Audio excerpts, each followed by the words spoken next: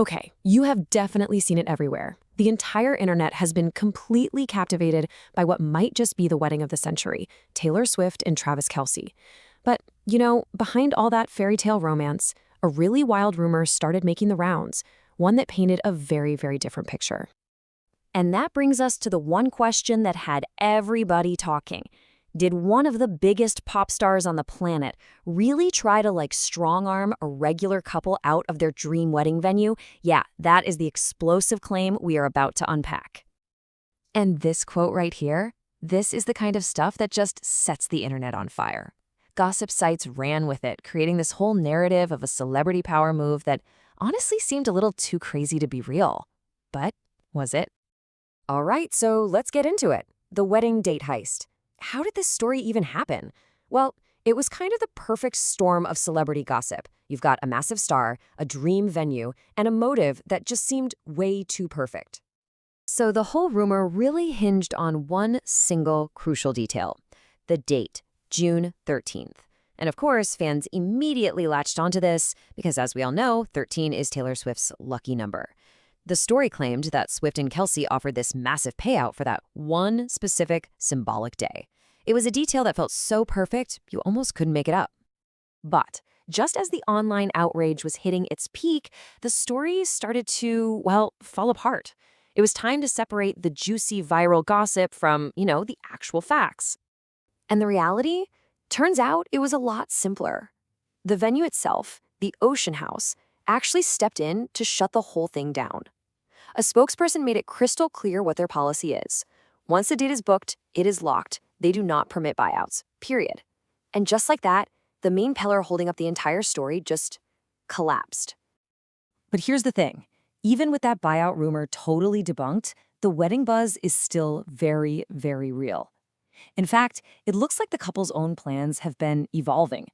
What first sounded like a small, private thing had, by November, morphed into talk of a huge 300-guest celebration. Apparently, Taylor wants her one and only wedding to be this massive, joyous event, which, you can imagine, only made the public's fascination grow even more. And this, right here, brings us to the real heart of this whole thing. The buyout story wasn't true, but our obsession is definitely real. So why? What does our fascination with this wedding really say about us? This is the key question, isn't it? It's not just about two famous people getting married. There's a much deeper, psychological reason why stories like this one, whether they're true or not, manage to capture our collective imagination so powerfully. To really get it, we actually need to look at the science of how we consume media. Turns out, researchers have this really powerful theory that helps explain exactly why we are so drawn to stories about romance and weddings. It's called uses and gratifications theory, and honestly, it's pretty simple. Instead of thinking of us as just passive sponges soaking up whatever the media throws at us, this theory says we are active consumers. Think of all media as like a giant buffet. We go through the line and we pick and choose the exact content that fulfills a specific need or desire we have in that moment.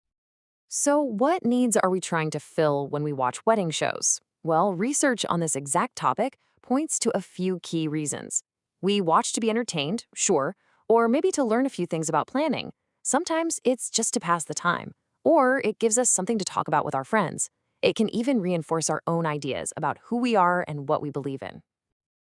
And when you actually look at the data from that research, one motivation stands way, way above all the others: just simple entertainment.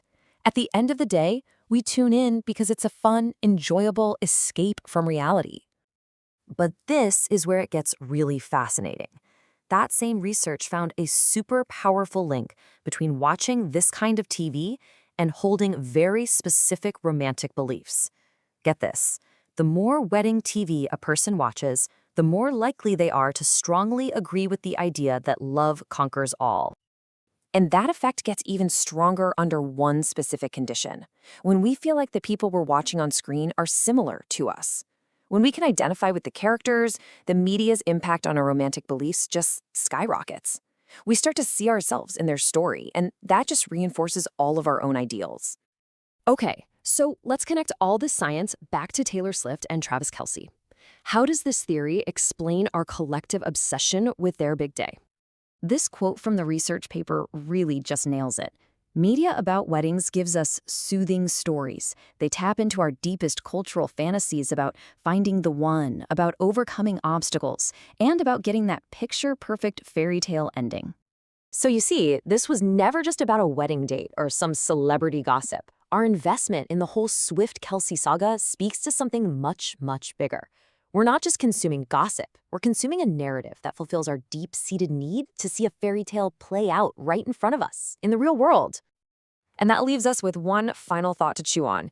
In a world that often feels pretty complicated, maybe even a little cynical, is our fascination with stories like this just a reflection of our desire for a simple, powerful, and, yeah, soothing story to believe in?